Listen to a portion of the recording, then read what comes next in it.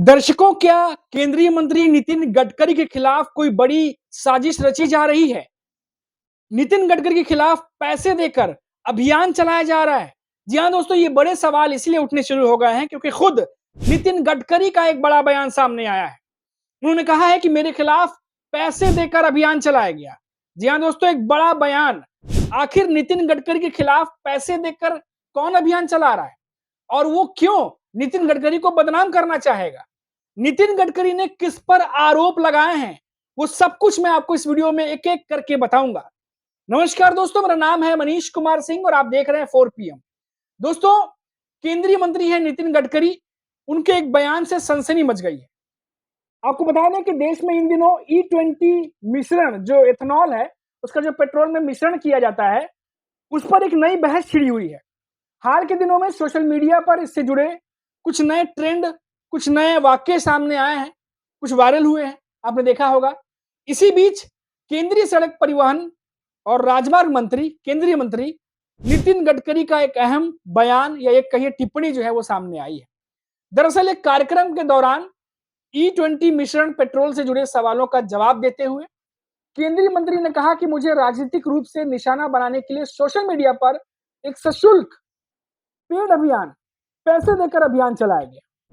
अब दोस्तों, बड़ा सवाल फिर से कि नितिन गडकरी ने ये जो बयान दिया है कि उनके खिलाफ पैसे देकर अभियान चलाया गया, तो यहां एक नहीं बल्कि 4-4, 5-5 बड़े सवाल खड़े होते हैं कि अगर ये काम विपक्ष ने किया होता तो बीजेपी के नेता खुले तौर पर नाम लेकर के अटैक करते हैं, नाम लेकर हमला करते हैं। लेकिन इस बार नितिन गडकरी ने किसी का नाम नहीं लिया, उन्होंने सिर्फ आरोप लगाया है कि उनके खिलाफ ऐसा किया गया है। अब वो कौन हो सकता है? क्यों वो ऐसा कर रहा है? क्या उसे नितिन गडकरी से कोई खतरा है? या फिर यहाँ पर दूसरा एंगल भी है। ये जो एथेनॉल का मामला आया, जिस पर प्रेस कॉन्फ्रेंस की थी कांग्रेस ने, पवन खेड़ा ने प्रेस कॉन्फ्रेंस की थी और आरोप लगाया था कि पिता पॉलिसी बनाते हैं और बेटा पैसा छापते हैं। नितिन गडकरी को साफ तौर पर कहा था कि वो पॉलिसी बना रहे हैं, उनके बेटे जो है वो पैसे छाप रहे हैं और कुछ डेटा भी दिए थे जिसमें कहा था कि 1 साल में जो कंपनी है वो 8 से 10 गुना ज्यादा मुनाफा कमा रही है, उनके बेटों की कंपनी। तो तमाम बातें भी सामने आई थी। तो क्या इस मामले पर नितिन गडकरी के पास अब इस बयान को देने के अलावा कुछ और ऑप्शन नहीं है? बहुत सारी बातें अब एक साथ चलने लगी हैं दोस्तों।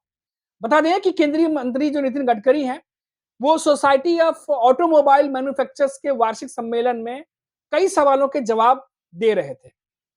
इसी दौरान उनसे पेट्रोल में एथेनॉल के मिश्रण से जुड़े चिंताओं के बारे में पूछा गया।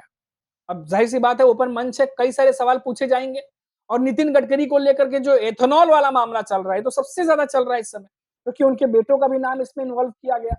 कांग्रेस के नेताओं ने आरोप लगाए। अब केंद्रीय मंत्री को जो है नितिन गडकरी, उन्होंने जवाब देते हुए कहा कि ऑटोमोबाइल निर्माता और automotive research association of India यानी ARAI जैसी संस्थाओं ने पेट्रोल में एथेनॉल के मिश्रण पर अपने निष्कर्ष या सुझाव जो है साझा किए हैं। उन्होंने कहा कि जिस तरीके से आपका उद्योग काम करता है, उसी तरीके से राजनीति भी काम करती है। अब दोस्तों देखिए, नितिन गडकरी ने सोशल मीडिया पर जो अभियान चल रहा था, अभियान का कहिए, खबरें चल रही थी लगातार, उस पर कहा कि वो अभियान चलाया गया था, सशुल्क था, वो अभियान केवल मुझे राजनीतिक रूप से निशाना बनाने के लिए था। अब ये बड़ी लाइन दोस्तों, नितिन गडकरी को राजनीतिक तौर पर कौन निशाना बनाना चाहता है? नितिन गडकरी केंद्रीय मंत्री हैं, उनके रहने से, उनके बीजेपी में नेता बने रहने से, उनके केंद्र में मंत्री बने रहने से किसे खतरा है? कांग्रेस को? कांग्रेस को तो पूरी बीजेपी से ही दिक्कत है। वो अकेले नितिन गडकरी पर क्यों हमला कर रही है? क्योंकि अभी कुछ दिनों पहले तो वीडियो आया, सामने ही आया था, कांग्रेस के नेता नितिन गडकरी हाथों में हाथ डालकर चल रहे थे, आपने देखा होगा। मल्लिकार्जुन खड़गे और नितिन गडकरी हाथों में हाथ डाल के चल रहे थे। काफी ज्यादा सोशल मीडिया पे वो वायरल हुआ। तो नितिन गडकरी ऐसे नेता जिनके बारे में ये भी कहा जाता है कि वो पक्ष के जितने उतने विपक्ष के भी हैं, उनको उतना ही प्यार सम्मान वहां से भी मिलता है।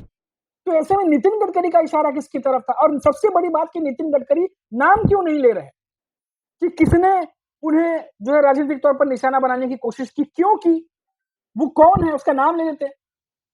जब इतना सब बातें कह ही रहे हैं कि पैसे खर्च किए गए, अभियान चलाया गया, पैसे दे करके उनको राजनीतिक तौर पर निशाना बनाया जा रहा है, तो फिर पूरी बात बता देते। आधी बात क्यों बताई, पूरी बात क्यों नहीं बताई? ये भी अपने आप में बहुत बड़ा सवाल है। अब दोस्तों देखिए आगे वो कहते हैं कि इसमें कोई तथ्य नहीं है, सब कुछ स्पष्ट है। नितिन गडकरी ने कहा कि आयात का विकल्प जो है, जो आयात करते हैं उस पर लागत प्रभावी होना चाहिए, प्रदूषण मुक्त और स्वदेशी, यही चीजें हैं। अब केंद्रीय मंत्री नितिन गडकरी छोटे-मोटे नेता तो हैं नहीं, अब उनका बयान जब इस तरीके से आएगा तो हलचल तो पैदा होगी। अब इस कार्यक्रम में उन्होंने कहा कि भारत जो है, वो जीवाश्म ईंधन के आयात पर भारी भरकम रकम खर्च करता है।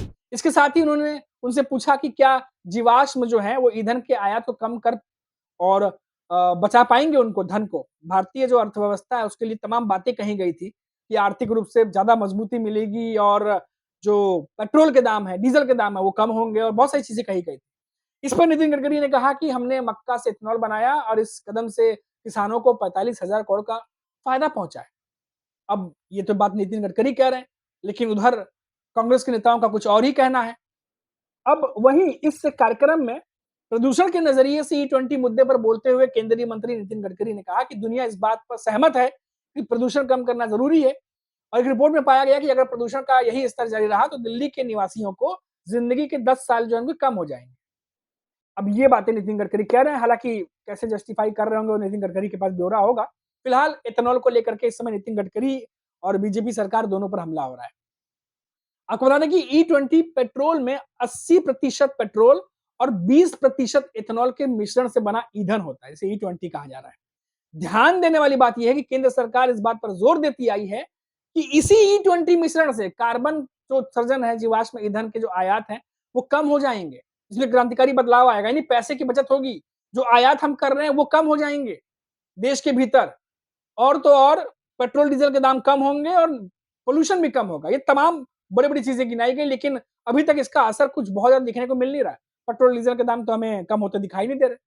इसके उलट जो गाड़ियां चलाने वाले लोग हैं, जो मीडिया रिपोर्ट्स हैं, अखबारों के माध्यम से, ऑनलाइन न्यूज के माध्यम से खबरें जो आ रही है उसके मुताबिक ये और गाड़ियों को नुकसान पहुंचा रहा है।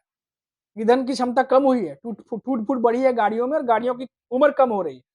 ये बातें रिपोर्ट्स में आ रही है। फिलहाल सबसे बड़ी बात जिसको हमने शुरू में की थी, एक बार फिर से, क्योंकि एथेनॉल की बात है, अलग-अलग तरीके से एथेनॉल की बातें हो रही है और नितिन गडकरी ने जो बयान दिया है कि उन्हें राजनीतिक तौर पर निशाना बनाने के लिए जो बयान दिया उन्होंने कि मेरे खिलाफ पैसे देकर अभियान चलाया गया।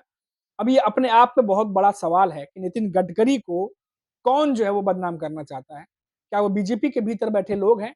क्या वो एनडीए के भीतर बैठे लोग हैं? क्या वो इंडिया गठबंधन के लोग हैं? आखिर नितिन गडकरी खुलकर क्यों नहीं बोल देते कि कौन है वो लोग जो नितिन गडकरी को निशाना बनाना चाहते हैं?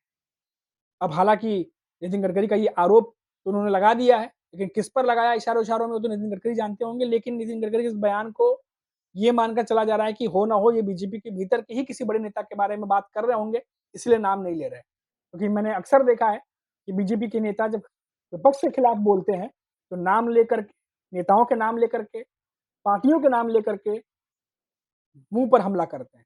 लेकिन जभी भी बात ऐसी आती है जब उन्हें सँभल कर बोलना होता है, तो वो नाम नहीं लेते, नाम लेने से बचते हैं। और यहाँ पे कुछ ऐसा ही होता दिखाई दे रहा है।